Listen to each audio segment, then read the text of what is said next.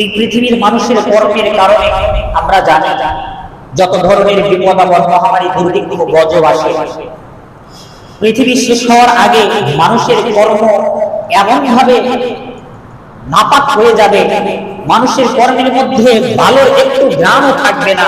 পৃথিবীর সব মানুষ এত খারাপ হয়ে যাবে, নিজের মা বোনদের সাথে অপকর্ম করবে, নিজের আত্মীয় স্বজনকে হত্যা করবে, একটু ভিতরে দুর্বলতা আসবে না, দয়া আসবে না, এমন একটি পরিস্থিতি আসবে। যখন পুরো পৃথিবী এই পরিস্থিতিতে বিদ্যমান থাকবে, তখন আল্লাহ তাআলা পৃথিবীতে তিনটি ভূমিকম্প দিবে।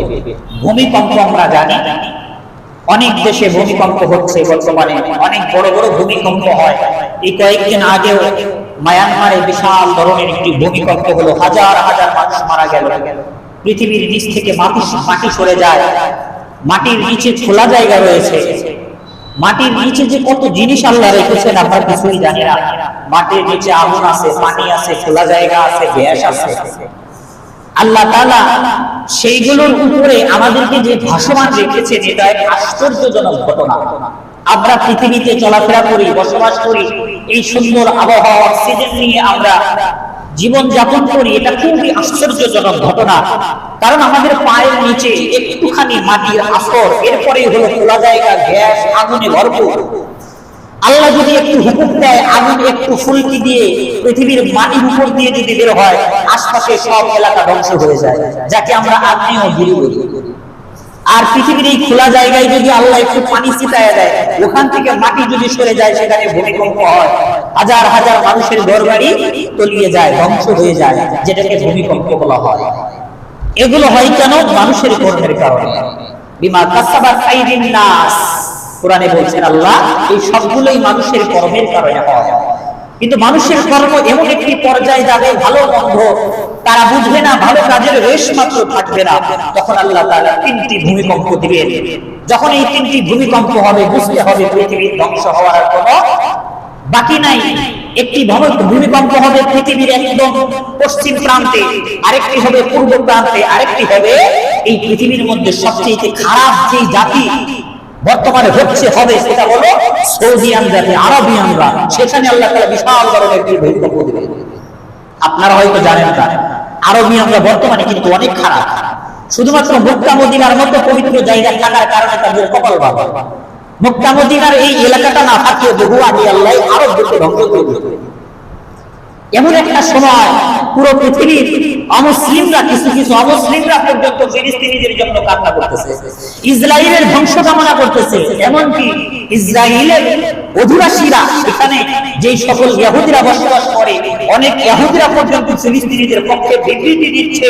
সারা পৃথিবীর মুসলমানেরা ফিলিস্তিনিদের পক্ষে আন্দোলন করতেছে, ইসরায়েলের বিপক্ষে আন্দোলন করতেছে। এই সময়ও সৌদিয়ান ওই শায়েখরা ডিজে বাজিয়ে গান বাজনা দিয়ে মুক্ত আছে। খুব সাংঘাতিক অবস্থা। এমনকি বলা হয় এই আরবিয়ানদের, এদের সমর্থনে, এদের পক্ষ থেকে সমর্থন শক্তি পেয়ে ইসরায়েলরা এই 200 কোটি মুসলমানদের হৃদয়, ফিলিস্তিনের যে ভূখণ্ড, সেটাকে ধ্বংস করে চলেছে। এই কিছু মুসলিম নামক মুনাফিক, এদের সমর্থনে ইসরায়েল এত শক্তি পাচ্ছে। এর মধ্যে একটা মুনাফিক হলো আরব দেশ।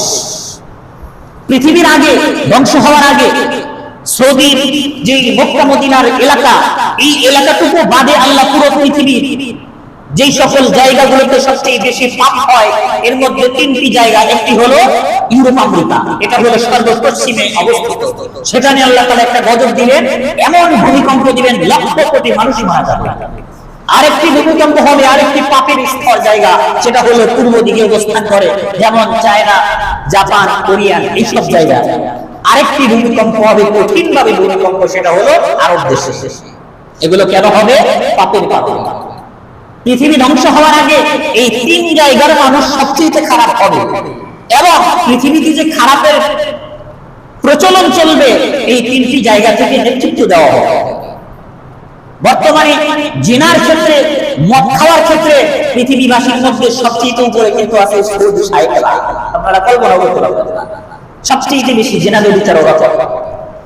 মদের বোতল ফেলাই দিয়ে, ওদের তো একটা ঐতিহ্য, জুব্বা পরে আছে, মাথায় পাগড়ি পরা, মদ খাচ্ছে, বিড়ি সিগারেট খাচ্ছে, নামাজের টাইম হচ্ছে, মদের বোতল ফেলাই দিয়ে নামাজ দাঁড়ায়।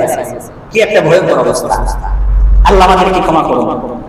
তো পৃথিবী ধ্বংস হওয়ার আগে 5 নম্বর যে সাংঘাতিক ঘটনা ঘটবে, পৃথিবীতে পাপের যে কেন্দ্র এই 3টি জায়গায় সাংঘাতিক ধরনের ভূমিকম্প হবে। এই ভূমিকম্পে পৃথিবীর প্রায় 2/3 মানুষ মারা যাবে।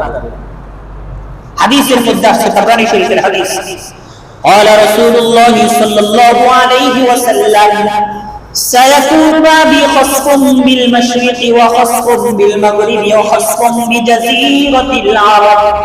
আল্লাহর নবী বলেন, আমার পরে অর্থাৎ পৃথিবী শেষ হওয়ার আগে 3টি জায়গায় মারাত্মক ধরনের ভূমিকম্প হবে। একটা হলো পৃথিবীর সর্বপশ্চিম প্রান্তে, আরেকটি হলো পূর্ব প্রান্তে, আরেকটি হলো আরব দেশে। এই 3টি জায়গায় ভূমিকম্প হবে। قالوا يا رسول الله, সাহাবীরা রাসূলকে প্রশ্ন করলেন, ইয়া রাসূলুল্লাহ, পৃথিবী ধ্বংস হওয়ার আগে এত সাংঘাতিক ধরনের যে ভূমিকম্প হবে যেখানে কোটি কোটি মানুষ মারা যাবে, আয়ুসাফু বিল আরদি ওয়া ফিহা সালিবিন। আল্লাহ তাআলা বলেছেন, যেই জায়গায় নেক মানুষ থাকে, ভালো মানুষ থাকে, ওখানে আল্লাহ গজব দেয় না সহজে। যেখানে খারাপ মানুষ বেশি হয়ে যায়, পাপ বেশি হয়ে যায়, সেখানে আল্লাহ তাআলার গজব নামে। সাহাবীরা প্রশ্ন করলেন, ইয়া রাসূলুল্লাহ, পৃথিবীর এই গুরুত্বপূর্ণ জায়গাগুলোতে ভূমিকম্প হবে, মানুষ মারা যাবে, সেখানে কি কোনো ভালো মানুষ থাকবে না? قال لها رسول الله صلى الله عليه وسلم اكثر اهلها الخبث। রাসূল বলেন, ভালো মানুষ থাকবে, অল্প কিছু ভালো মানুষ, কিন্তু তারা খারাপদেরকে বাধা দিবে না। খারাপদের সংখ্যা বেড়ে যাবে, পাপের পরিমাণ বেড়ে যাবে, 12 মানুষ খুঁজে পাওয়া যাবে না। ভালো মানুষ থাকবে হাতে গোনা কয়েকজন, কিন্তু তারা ওই খারাপদেরকে দেখে একটু মনের ভিতরে যে ভয় আনা অথবা তাদেরকে বাধা দেওয়া, অর্থাৎ সৎ কাজের আদেশ অসৎ কাজের নিষেধ তারা করবে না, এই কারণে তাদেরকে শুদ্ধাই ভূমিকম্পে শেষ করে দেওয়া হবে। তাহলে বোঝা গেল, ভালো মানুষ থাকলেই সেখানে যে আল্লাহর গজব আসবে না, বিষয়টা ওরকম না।